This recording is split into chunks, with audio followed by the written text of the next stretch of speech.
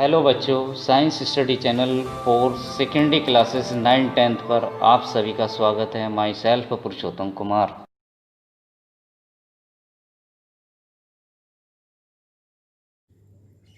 इस वीडियो में बच्चों हम एसिड टॉपिक लेंगे यहाँ पर। तो एसिड्स वे सब्सटेंस होते हैं जो हाइड्रोजन आयंस जिनमें पाया जाता है, H पॉजिटिव हाइड्रोजन आयंस। तो acids are those chemical substances which have a sour taste. Acids वे केमिकल सब्सटेंसेज होते हैं जिनमें श्योर खट्टा स्वाद होता है। Acids changes the colour of blue litmus to red. Acid क्या करते हैं, जो ब्लू लिटमस होता है उसको रेड में चेंज कर देते हैं। अब acid are two types. Acid दो टाइप के होते हैं, नेचुरली कह सकते हैं। Naturally acids are two types. एक होता है इसमें ऑर्गेनिक एसिड और एक होता है इनऑर्गेनिक एसिड। यानी कि यहाँ से हम एसिड का पहले क्लासिफिकेशन समझ रहे हैं। तो ऑर्गेनिक एसिड को वीक एसिड भी कहते हैं और इसे मेनली ऑर्गेनिक एसिड को ही नेचुरली एसिड कहते हैं, नेचुरल एसिड। इनऑर्गेनिक एसिड को मिनरल एसिड कहा जाता है या इसे स्ट्रॉन्ग एसिड के नाम से भी जानते हैं। तो अब यहाँ पे पहले लेते हैं हम यहाँ पर ये organic acid. Organic acid the acids present in plants and animals. Acids जो प्रेजेंट होते हैं प्लांट्स में और एनिमल में आर कॉल्ड ऑर्गेनिक एसिड्स। बहुत सिंपल है कि प्लांट्स और एनिमल्स में पाए जाने वाले एसिड्स ऑर्गेनिक एसिड्स कहलाते हैं। एग्जाम्पल्स इसमें एसिटिक एसिड, वन एग्जाम्पल इसमें आ रहा है एसिटिक एसिड। एसिटिक एसिड साथ में फॉर्मूला भी लिखा हुआ CH3COH इन विनेगर, यानी कि उसे सिरका कहते हैं, सिरके में पाया जाता है। आगे example citric acid in citrus fruits. Citric acid होता है सिट्रस फ्रूट्स में, हम इसे कह सकते हैं लेमन और ऑरेंजेज में पाए जाने वाला जो एसिड होता है। लैक्टिक एसिड, सेकंड एग्जाम्पल इसमें लैक्टिक एसिड आ रहा है जो श्योर मिल्क में पाया जाता है। आगे नेक्स्ट है टार्टेरिक एसिड जो टेमेराइंड में पाया जाता है, इमली जिसे कहते हैं। रो ग्रेप्स, कच्चे अंगूर में भी यहाँ पर टार्टेरिक एसिड मिलता है। Next example oxalic acid. Oxalic acid in tomatoes, tomatoes में पाए जाने वाला, टमाटर में पाए जाने वाला है ऑक्जेलिक एसिड। एक है यहाँ पर फॉर्मिक एसिड। फॉर्मिक एसिड आपका HCOOH, इसमें फॉर्मिक एसिड, ये फार्मूला दिया है इसका यहाँ पर। इसको हम फॉर्मिक एसिड को मीथेनोइक एसिड भी कहते हैं। फॉर्मिक एसिड इसका कॉमन नेम होता है, मीथेनोइक एसिड इसका यहाँ पर ये IPC नेम होता है। ठीक है, इसी प्रकार ऊपर एसिटिक एसिड आया था तो उसमें यहाँ पर एसिटिक एसिड कॉमन नेम है और इथेनोइक एसिड उसका IPC नेम होता है। कार्बोक्सिलिक ग्रुप प्रेजेंट है ये एसिटिक एसिड यानी कि इथेनोइक एसिड में भी और मीथेनोइक एसिड में भी। तो ये फॉर्मिक एसिड पाया जाता है इन आंट, चींटी में पाया जाता है, इन आंट स्टिंग, चींटी के डंक में। नेटल लीफ में भी ये पाया जाता है। तो इस प्रकार यहाँ पर number of examples of the organic compounds यहाँ पर दे दिए गए हैं, ऑर्गेनिक एसिड्स के नंबर ऑफ एग्जाम्पल्स। तो these are popular examples, easily you can learn. आगे देखिए, organic acids are not harmful to eat और ड्रिंक। ऑर्गेनिक एसिड किसी भी प्रकार से हार्मफुल नहीं होते टू ईट, चाहे तो इन्हें खा सकते हैं और एज ए इसमें ड्रिंक में भी यूज कर सकते हैं। आगे नेक्स्ट है इनऑर्गेनिक एसिड। तो पहले ऑर्गेनिक एसिड हो जाते हैं, अब इनऑर्गेनिक एसिड। इनऑर्गेनिक एसिड क्या होते हैं, the acids prepared from minerals. Way acid जो मिनरल से प्रिपेयर करे जाते हैं, मिनरल्स कहाँ होते हैं, ऑफ द अर्थ, अर्थ में, आर कॉल्ड मिनरल एसिड या अर्थ क्रस्ट से जिन्हें एक्सट्रैक्ट करा जाता है, निष्कर्षित किया जाता है, वो एसिड इनऑर्गेनिक एसिड कहलाते हैं। दीज आर मैन मेड, ये मनुष्य के द्वारा निर्मित होती हैं। एक्सट्रैक्ट जो करा जाता है अर्थ से, इन्हें मैन मेड मनुष्य करते हैं, तो इसलिए इन्हें मैन मेड एसिड भी कहा जाता है। There are 3 most common mineral acids. 3 most common mineral acids पाए जाते हैं। वो एसिड होते हैं, नंबर 1 एक हाइड्रोक्लोरिक एसिड, फॉर्मूला HCl, ये कॉमन एसिड है, क्लास 7th में भी आपने ये पढ़े हैं और क्लास 8th में भी रीड करे थे। ठीक है, सल्फ्यूरिक एसिड H2SO4 होता है और नाइट्रिक एसिड HNO3 होता है। तो देयर आर 3 इनऑर्गेनिक एसिड। अब देखिए इसमें यहाँ पर क्या आता है कि कंसनट्रेटेड मिनरल एसिड, ये आपके इनऑर्गेनिक एसिड थे और ये आपके क्या कहलाते हैं कि मैं अब बात बता रहा हूँ यहाँ पे मिनरल एसिड्स में। Concentrated mineral acids are very dangerous. मैंने पीछे वो क्या बताया था, नॉट हार्मफुल, और नॉट हार्मफुल के कारण ऑर्गेनिक एसिड वो ईट में भी और ईटिंग में भी और ड्रिंकिंग फॉर्म में भी यूज किए जाते हैं। लेकिन इनके साथ इनऑर्गेनिक एसिड ऐसा नहीं करते, इनऑर्गेनिक एसिड के साथ ऐसा नहीं होता है कि उन्हें एज ए ड्रिंक और एज ए फूड उन्हें यूज कर सकें। तो इसलिए यहाँ पर बात आ रही है concentrated mineral acids are very dangerous, बहुत ही डेंजरस होते हैं। They can burn our hands, वे हमारे हाथों को जला सकते हैं, एंड क्लोथ्स, कपड़ों को भी। They are used in laboratory, इनका यूज कहाँ होता है, लेबोरेटरी में होता है। लेबोरेटरी में कार्बोनिक एसिड एग्जाम्पल इसमें आ रहा है, एक carbonic acid H2CO3 is also mineral acid. H2CO3 भी मिनरल एसिड है, इनऑर्गेनिक एसिड है, but it is a weak acid, it is considered as a weak acid. Based on ionisation all acids can be classified into 2 groups. यानी कि पीछे हमने यहाँ पर एक एसिड्स का क्लासिफिकेशन करा और अब यहाँ पर आगे कर रहे हैं बेस्ड ऑन आयनाइजेशन। तो based on ionisation all acids को क्लासिफाइड करा गया है 2 ग्रुप से। मैं वो ग्रुप कौन से हैं, strong acid and weak acid. तो स्ट्रॉन्ग एसिड्स क्या होते हैं, आप दोनों को समझना है, ये बेसिक कंसेप्ट्स हैं। अगर आप इन्हें यहाँ पे समझते हैं तो आगे के लिए काफ़ी हेल्पफुल रहेंगे अगले आने वाली क्लासेज के लिए। स्ट्रॉन्ग एसिड्स क्या होते हैं, those acids on dissolving into water और इन वाटर, वे एसिड जिन्हें वाटर में डिजॉल्विंग करने पर दे आयनाइज कम्प्लीटली, वे पूरी तरीके से आयनाइज हो जाते हैं, आयनाइज हो जाते हैं या डिसोसिएट हो जाते हैं या अलग हो जाते हैं। ठीक है, and produce large amount of hydrogen ions. Completely ionize होने के साथ साथ वे large amount of hydrogen ions बनाते हैं, हाइड्रोजन आयंस H पॉजिटिव, वे आपके स्ट्रॉन्ग एसिड कहलाती हैं। अब इसमें यहाँ पर ये कुछ एग्जाम्पल दे करके मैं इनका आयनाइजेशन करा रहा हूँ, इनको देखिए यहाँ पे ध्यान से। जैसे यहाँ पर है एग्जाम्पल स्ट्रॉन्ग एसिड के क्या आएंगे, HCl हाइड्रोक्लोरिक एसिड, अभी पीछे बताया था ये। H2SO4 स्ट्रॉन्ग एसिड होता है, HNO3 स्ट्रॉन्ग एसिड होते हैं। अब इनको क्या करा, ये HCl और एक्वस लिखा, इट मीन्स वाटर में डिजोल्व किया हुआ है इन्हें, एक्वस सॉल्यूशन है HCl का, हाइड्रोक्लोरिक एसिड का।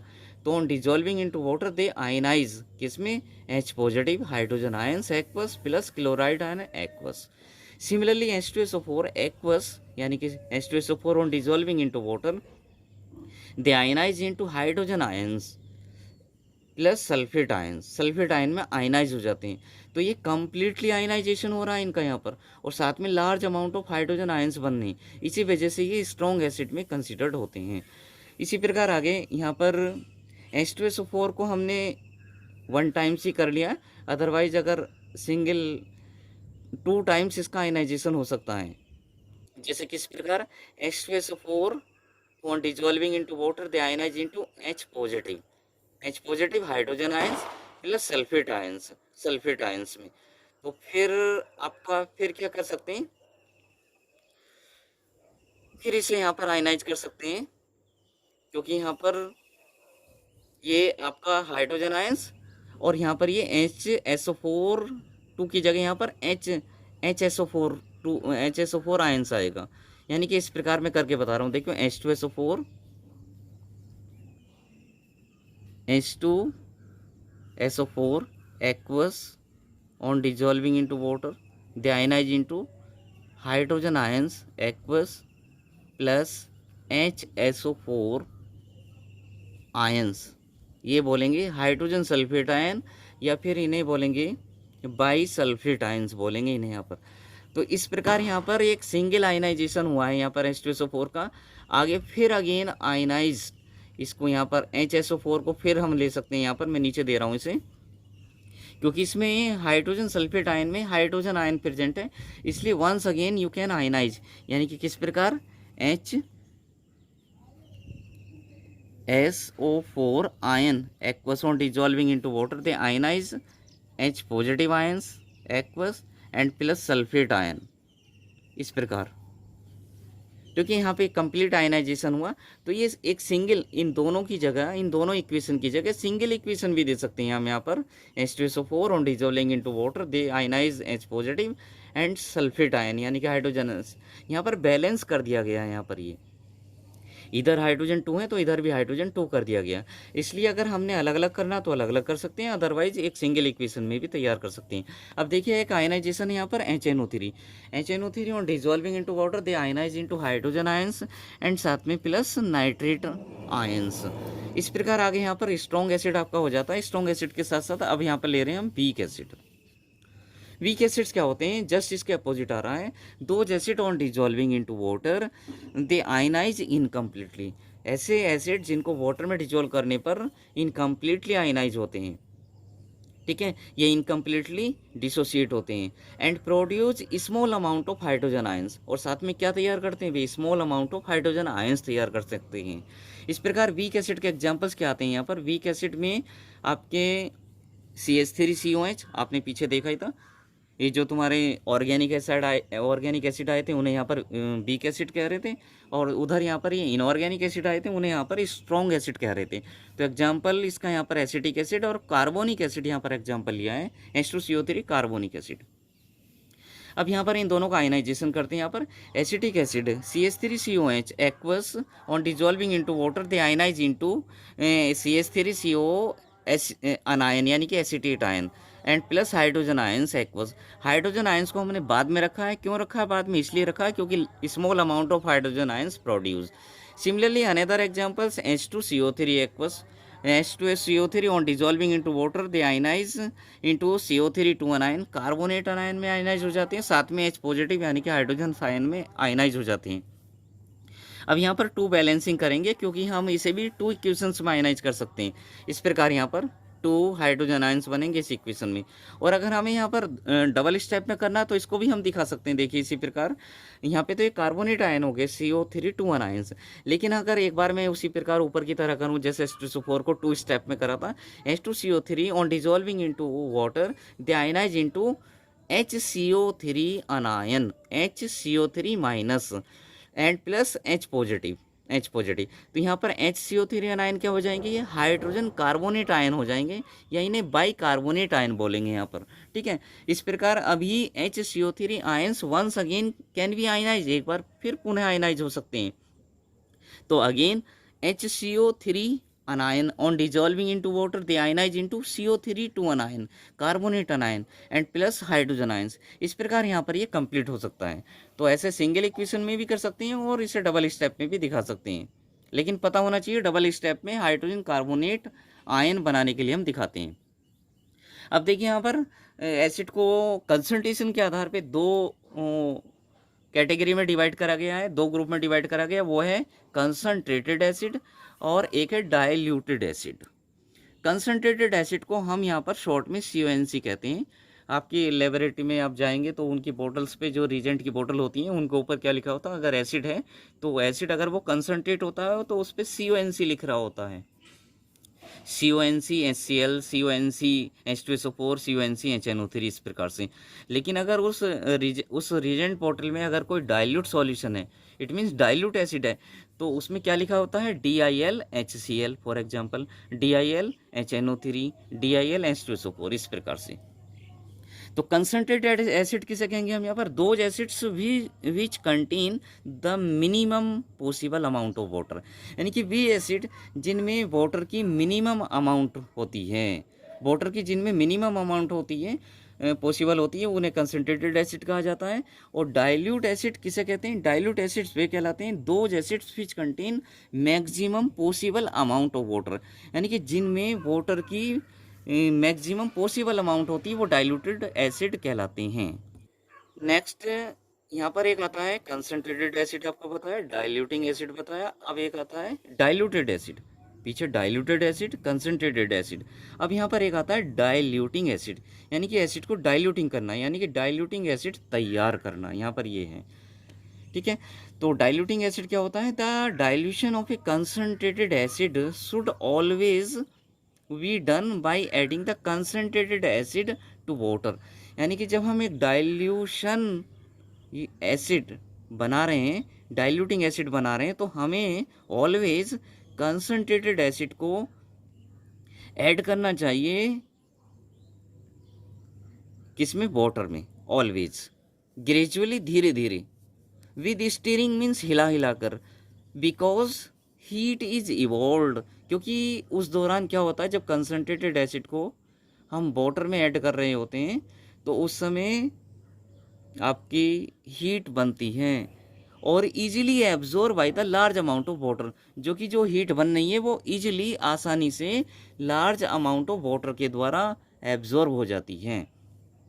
देखिए कि यहाँ पे सिंबल्स के द्वारा भी रिप्रेजेंट करा गया है डाइल्यूटिंग एसिड को, कि एक मैंने यहाँ पर बीकर लिया है, बीकर में वाटर फिल करा और ये कंसनट्रेटेड एसिड यहाँ पर इस प्रकार एरो से दिखा है। It means concentrated acid always should be added into water, ठीक है ना, always should be added into water. और फिर जो इसमें एनर्जी क्रिएट होती है, एनर्जी इवॉल्व होती है, वो इसी सॉल्यूशंस के द्वारा या इसी वाटर के द्वारा एब्जॉर्ब हो जाती है। इट मीन्स ऐसा करने पर किसी प्रकार की कोई प्रॉब्लम नहीं होती है। रीजनिंग क्वेश्चन में ये चीज़ पूछी जाती है आपसे, ठीक है, रीजनिंग क्वेश्चन में ये चीज़ पूछी जाती है, तो इसलिए यहाँ पर ये बता रहा हूँ। आगे देखिए, अगर हम इसके अपोजिट करते हैं, इट मीन्स कंसनट्रेटेड एसिड में वाटर को ऐड करते हैं तो क्या होता है, if water is added to concentrated acid to the dilute, यानी कि वाटर को ऐड किया जाता है कंसनट्रेटेड एसिड में, क्या करने के लिए, टू डाइल्यूट, डाइल्यूट बनाने के लिए, then large amount of heat is evolve, large amount, बहुत बड़ी मात्रा में हीट इवॉल्व होती है एट वंस, एक ही बार में इकट्ठी एक साथ क्रिएट होती है। Then some water steam explosively, उसमें से कुछ वाटर स्टीम क्या हो जाती है, explosively, can splash the acids on our face और क्लोथ्स, उसमें से विस्फोट के साथ, एक हल्के धमाके के साथ काफ़ी हीट हमारे सरफेस यानी कि क्लोथ्स पर या अवर सरफेस पर आ जाती है। Causes acid burn, cause acid burn, जिसके कारण क्या करता है, एसिड हमें जला देता है।